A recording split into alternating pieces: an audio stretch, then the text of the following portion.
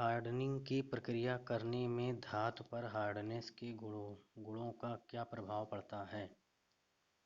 Answer है बढ़ाया जाता है। दूसरा क्वेश्चन देखिए, टेम्परिंग में क्या होता है? भंगुरता कम करके टफनेस को बढ़ाया जाता है टेम्परिंग में। यानी किसी भी धातु को आप टेम्पर कर देंगे तो भंगुरता ऑटोमेटिक कम हो जाएगी और टफनेस बढ़ जाएगा। निम्न में से कौन सी प्रक्रिया अपनाई जाती है स्टील के हार्ड पार्ट को मुलायम करने के लिए? एनीलिंग प्रक्रिया अपनाई जाती है। वह कौन सी विधि है जिसमें लो कार्बन स्टील की सतह पर गहराई में कार्बन की मात्रा बढ़ाई जाती है? कार्बोराइजिंग विधि है। इसमें से किस विधि द्वारा स्टील पर ठंडे या गर्म हालात में कार्य करने के बाद उसे सामान्य दशा में लाया जाता है? नॉर्मलाइजिंग करके। माइल्ड स्टील के पार्ट की सरफेस को घिसने से बचाने के लिए निम्न में से कौन सी प्रक्रिया अपनाई जाती है? केस हार्डनिंग प्रक्रिया अपनाई जाती है। निम्न में से किसके द्वारा फर्नेस का तापमान मापा जाता है? पैरामीटर के द्वारा मापा जाता है। निम्न में से हार्डनिंग टेम्परेचर किस पर निर्भर करता है? कार्बन की मात्रा पर हार्डनिंग टेम्परेचर निर्भर करता है। हाई स्पीड स्टील के टूल की हार्डनेस इनमें से कितनी होती है? 62 HRC। निम्न में से किसी प्रक्रिया द्वारा टूल स्टील के पार्ट की सर्विस को हार्ड किया जाता है?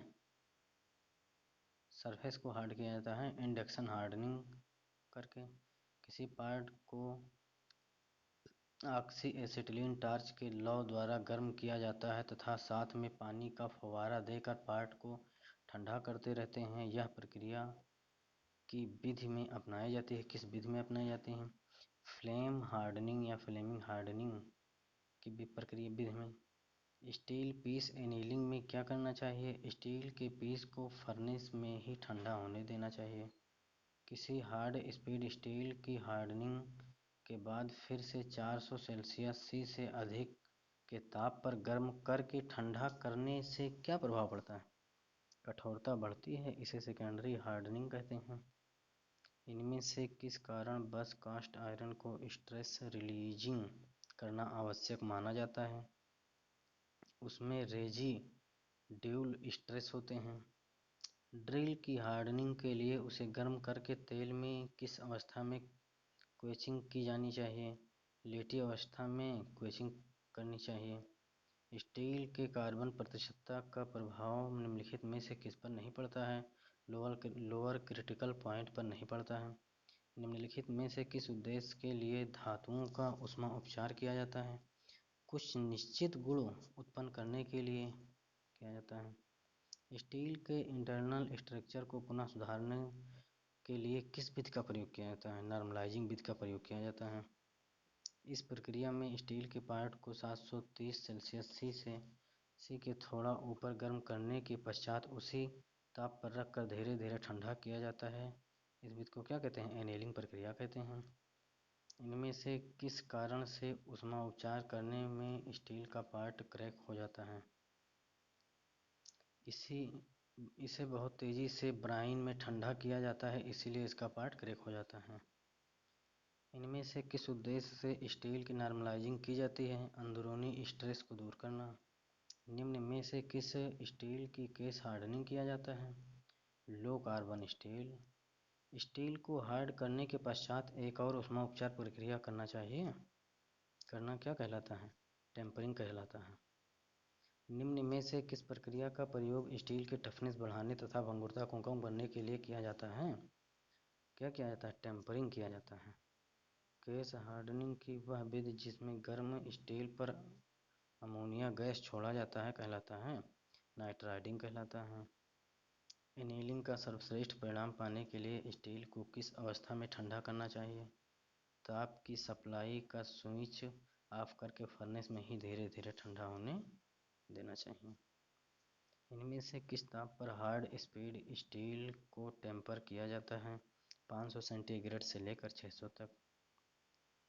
स्टील की नाइट्राइडिंग निम्न में से किस ताप पर की जाती है? 500 सेंटीग्रेड से 550 सेंटीग्रेड तक।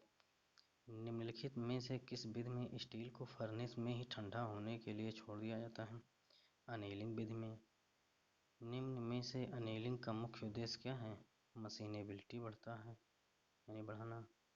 हाई स्पीड स्टील का हार्डनिंग टेम्परेचर होता है 1250 सेंटीग्रेड।